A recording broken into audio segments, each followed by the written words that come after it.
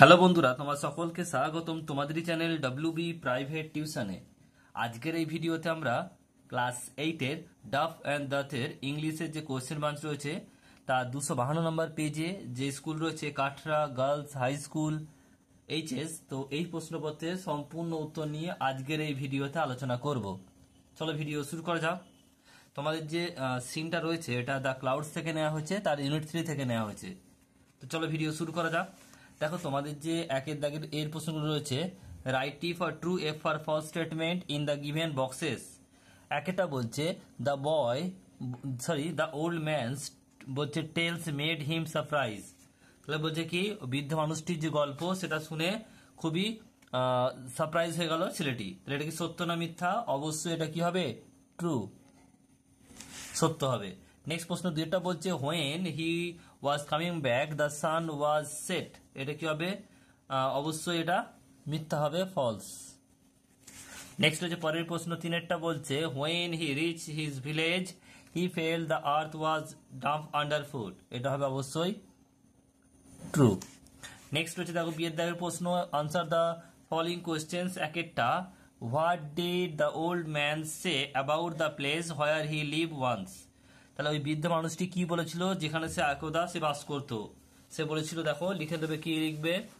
The old man said that he once lived in a place where it had not rained for 10 years. 10 বছর তাদের ওখানে বৃষ্টি হয়নি। এরপর হচ্ছে দুইটা বলছে how did the boy feel as he reach the mud hut. যখন সে ওই যে কুঁড়ে ঘরের কাছে, মাটির কুঁড়ে ঘরের কাছে পৌঁছালো ছেলেটি, তার কেমন লাগছিল? উত্তরটা কি লিখবে দেখে নাও। As he reach the mud hut the boy felt a nip in the air and earth was dump under foot. Next হচ্ছে এরপর দেখো গ্রামার ভোকাবুলারি। বলছে গ্রামার অ্যান্ড ভোকাবুলারি কি বলছে দেখে নাও। দুইয়ের দাগের বলছে the fill in the blanks with correct form of verb given those given in the bracket. তো ব্র্যাকেটে যে রয়েছে তার ভার্ব তার ঠিক ফর্মটা লিখতে হবে। রবীন্দ্রনাথ ইউজ টু, এখানে সিট আছে, তা এর দেখো থার্ড, এটা সবসময় দেখো এখানে লেখা রয়েছে ইউজ টু, মানে এটা কি আছে? এটা তোমাদের পাস্ট টেন্সে আছে, তাহলে এটা কি হবে? সিটটা সিট হবে, কোনো চেঞ্জ হবে না। Rabindranath use to sit by the window in the childhood he observe আছে, তাহলে কি হবে? একটা ডি যোগ হবে, তাহলে কি লিখবে এটা? O B S E R V E D, observed. Nature from the window of his room, তাহলে সে ছোটবেলায় কি করতো? তার জানলা দিয়ে, তার রুমের, তার ঘরের জানলা দিয়ে সে বাইরের প্রকৃতিকে দেখতো। হি যে রাইট আছে, তাহলে এটা রাইটের থার্ড ফর্ম কি হবে? ফার্স্ট ফর্ম রোট, ডাব্লিউ আর ও টি ই, রোট। সে লিখতো, তার লেখা ফ্রম হিজ চাইল্ডহুড, সে লিখতো তার ছোটবেলা থেকে সে লেখালেখি করতো। হিজ রাইটিং, এখানে ইনফ্লুয়েন্স আছে, অবশ্যই এটা কি হবে? একটা ইনফ্লুয়েন্সড হবে, যোগ হবে, কি একটা যোগ হবে? ইনফ্লুয়েন্স, ডি যোগ হবে। I N F L U E N C E D, influenced largely by the environment around. তার প্রকৃতির থেকে তার লেখাগুলো প্রভাবিত হয়েছিল।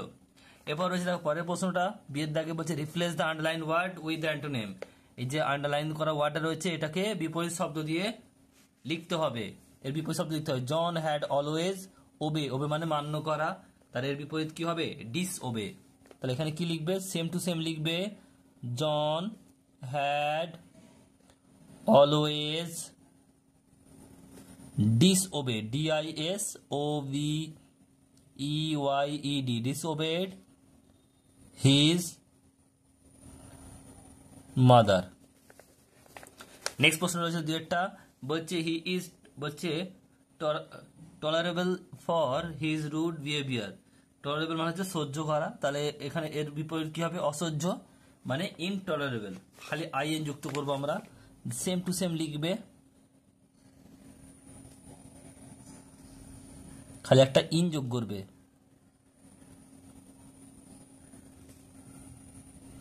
মানে অসহ্য।